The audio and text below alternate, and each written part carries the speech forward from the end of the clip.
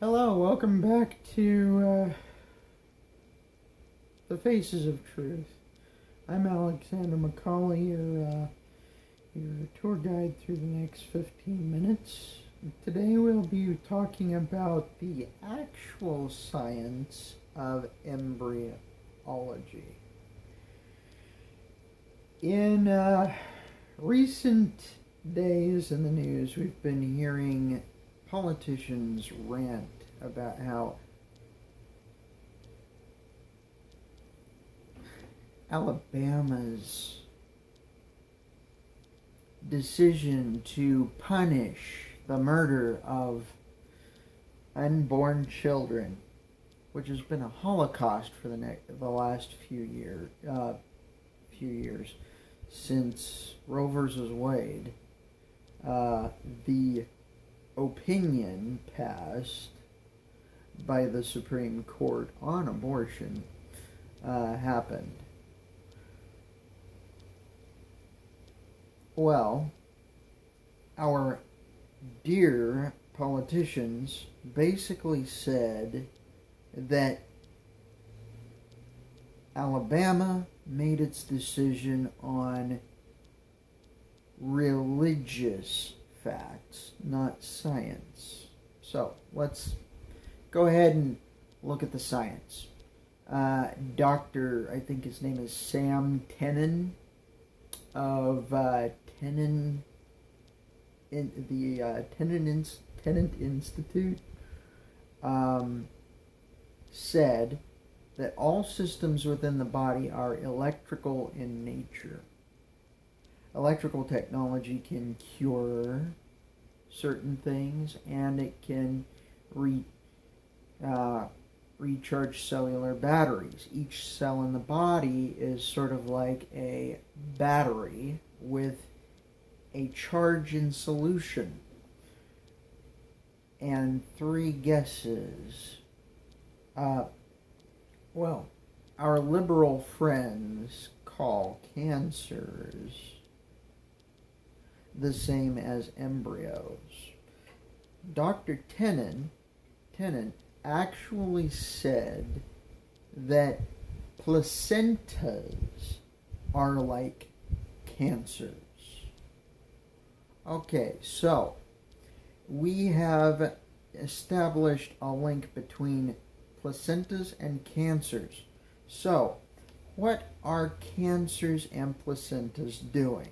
What they are doing is they are taking energy from an already charged system, a system that's already operating at around negative 25 millivolts. And they're transporting some of that energy into systems that need more to build or rebuild in the case of cancers. Okay, so what have we got here? We literally have proven that cancers are merely the charge cord of the body. Now let's go into what causes a cancer. Cancers start as lesions. Dr. Royal Raymond Rife discussed that it's actually a bacterial invasion that causes the lesions that originate or that are the origin of cancers. These bacterial invasions happen when we eat too much matter that has to decompose in our intestinal tract. That includes meat. I said too much. I didn't say totally abstain from meat. You can have your meat. Just you have to moderation in all things is good. Now, we get too much meat in the intestinal tract, and what happens? It blocks down there. It starts rotting. As soon as it's finished decomposing, all those decomposers start attacking your intestinal tract. Okay, after they're finished breaching your intestinal wall, they get into the bloodstream. Okay, so now we've got a problem. We've got decomposers called Escherichia coli in our bloodstream. In a few days, they are literally feeding on cells they were not meant to feed on. In other words, you are decomposing before you're dead. Now, when this happens, we see networks of blood vessels and nerves start to run energy and nutrients to those places to try and rebuild the cells. These networks, these missing cells are what compose the lesion. And these Escherichia coli bacteria are what cause the lesion. Now, the tumor comes in, which is basically a power and nutrient fire hose, and they start building, right? The stem cells make these networks that start delivering huge quantities of nutrients and energy to the space where we're trying to the bodily system is trying to rebuild. And we've still got Escherichia coli in there wreaking havoc. So every time we get a cell built, it's being eaten. More cells built, more cells eaten by these little... Anyway, Royal Raymond Rife said it was not the cancer that was the problem. It was the E. coli virus that was causing you to decompose before you were dead. Okay, let's move on. What is a fetus? It is a growing mass of cells. It is not a bacteria killing cells. Okay, so we've got a tumor feeding cells that are growing in the case of a cancer that eventually leads to what we call a tumor. Tumors are huge charge ports for the manufacturers of cells.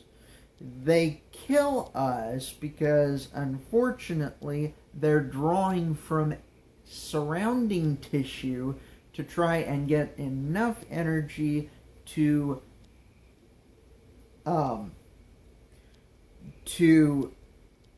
beat the E. coli bacteria in building cells so that the body can live. But it doesn't work because the E. coli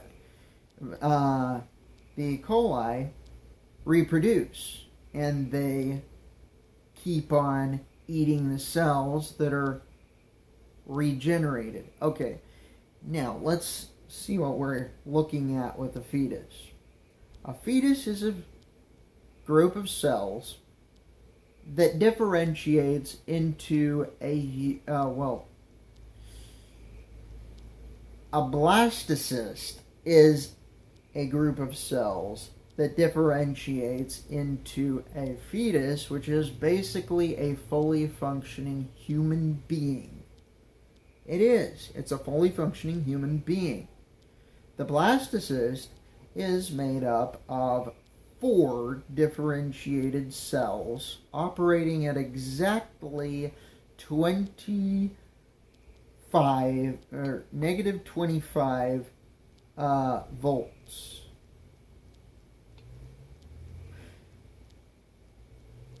And each time these cells in the blastocyst differentiates into a new cell, that new cell operates at the same voltage. Negative 4 negative 25 volts. In a baby, this voltage is provided to it by its mother. There's a reason we say that mothers eat for two. They are providing the charge that the baby needs to provide one negative 25 volts to each cell as it develops. Okay, so now we've established that the mother is providing the charge that the baby needs to develop through her consumption. If she is not nourishing herself properly, the baby starts sucking her dry. And through what is it doing this? Through a little cable we call the umbilical cord, which is connected to a sac we call the placenta, which envelops the baby as it differentiates. So, we literally see that the umbilical cord and placenta are once again a large capacity charge cord and nutrient pipeline to nourish a growing creative process that eventually ends in, well, actually, sorry, that was bad. It produces expanding and growing life. Okay, so a placenta and an umbilical cord are exactly the same thing as a cancer. The cancer happens because we have to create cells to replace the ones that the Escherichia coli viruses are destroying. What kills us is the problem that those cancers take nutrients and so forth from healthy cells. On top of the fact that poisoning the cancers is not what is one of the things that really does the most damage in cancer patients. Poisoning, burning, or cutting the cancers out. What we need to do is we need to get rid of the Escherichia coli, breaking down the tissue that the cancer is trying to rebuild.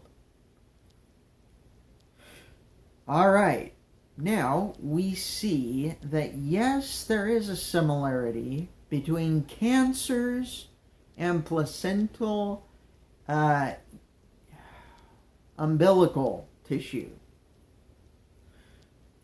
Interestingly enough, I was talking with a chiropractor in my area by the name of Tom Brett, who said placental and umbilical tissue is some of the highest tissue in stem cells. Sorry, I just had to laugh at that because what you're looking at in both cancers and placental umbilical tissue is a mass of stem cells purposed to move resources to the area to construct new tissue. And whenever you try to kill those things, the science says that both cancers and placental umbilical tissue are trying to bring to pass new life. They are not trying to kill you.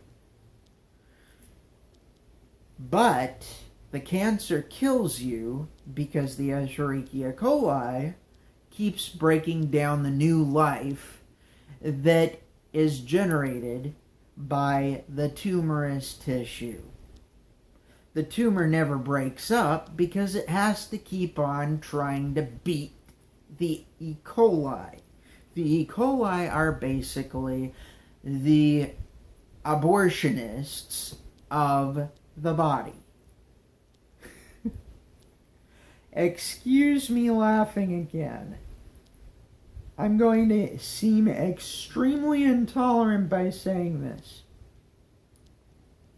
Our tumor is actually what is trying to rebuild that tissue, and the Escherichia coli is breaking it down. So, let's see. Placental umbilical tissue is trying to create a living being. It's remarkably, it creates life very efficiently. So does tumorous tissue. And usually, if we go down to the root of the problem of a cancer, what's causing the lesion, we can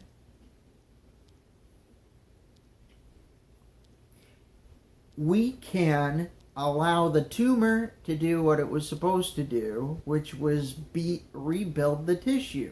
We kill the decomposer, and the tumor rebuilds the tissue and dissolves.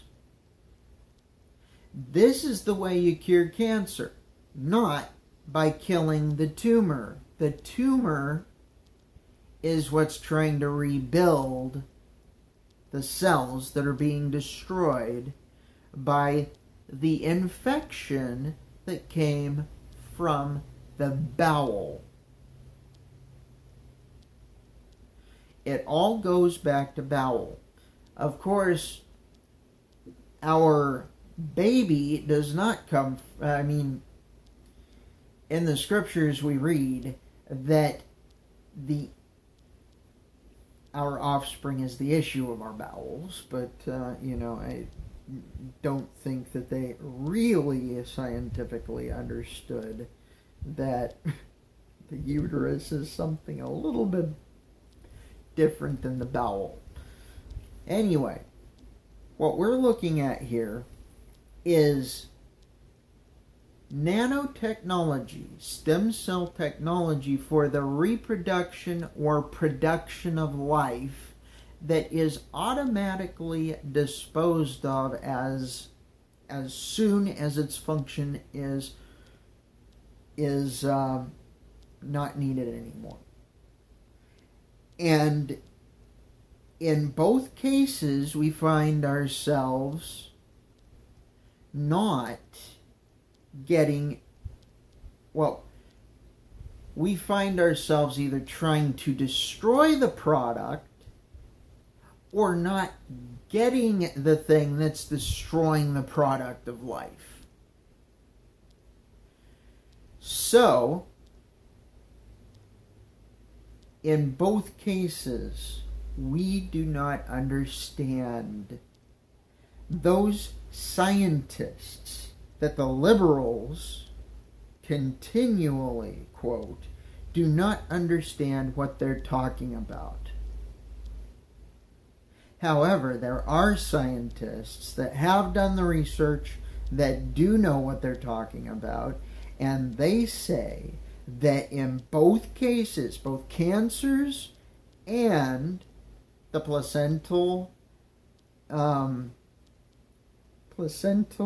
umbilical tissue, it's stem cell technology, organic stem cell technology that is trying to rebuild life or build life from the ground up. And in both cases, we are murdering life-giving systems. I am really aggravated with people who try to logically argue something that is totally illogical. In other words, the killing of life to save a life. What you need to do is you need to feed that life to save that life. In the case of tumors, you can literally recharge the cells and give the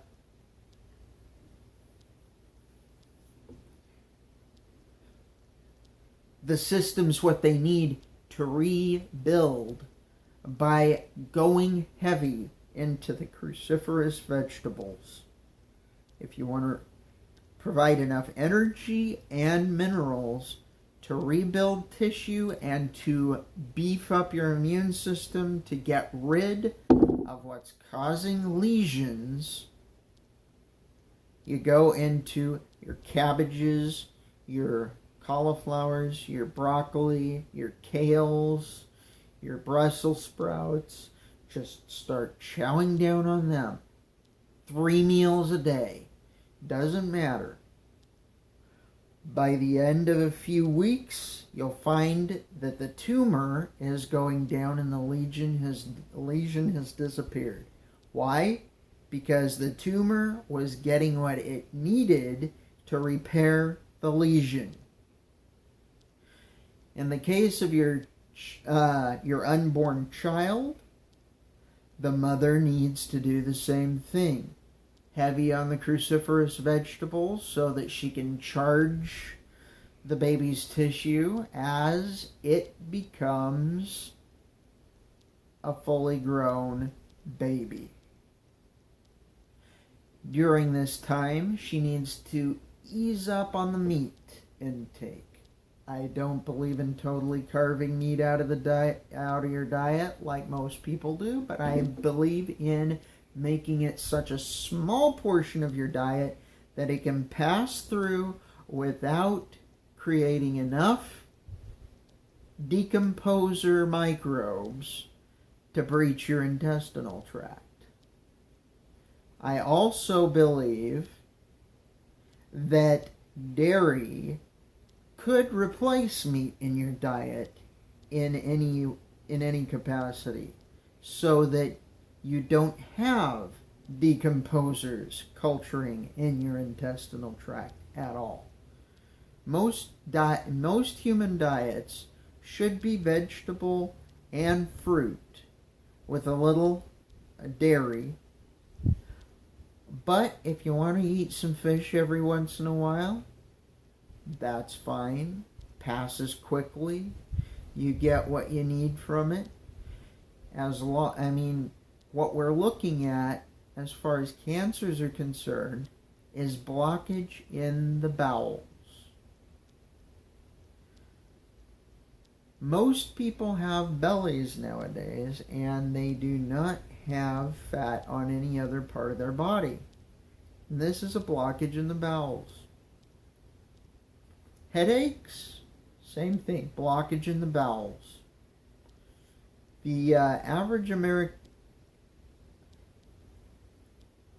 I'm getting ahead of myself. My message tonight was that both placental umbilical tissue and tumors are basically the same. The growing fetus is the same as regenerating tissue within a lesion. The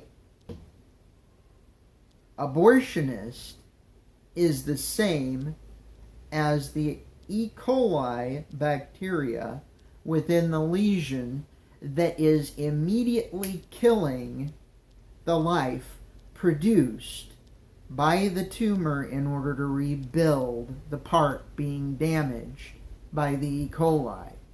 The E. coli needs to die, and the abortionist needs to be disciplined. Life must be protected in the United States. Sorry about getting passionate about this subject, but it's something that needs to be people need to be passionate about. I really enjoyed talking to you. If you like this presentation, please, subscribe anyway. If you liked it, like it. If you didn't like it, leave a comment. If you liked it, leave a comment. I love to do these presentations. Every once in a while I get a little over animated because I'm passionate. I mean, this is a passion with me. I do believe in the spreading of life. It is our mission as the human race. Go ahead. I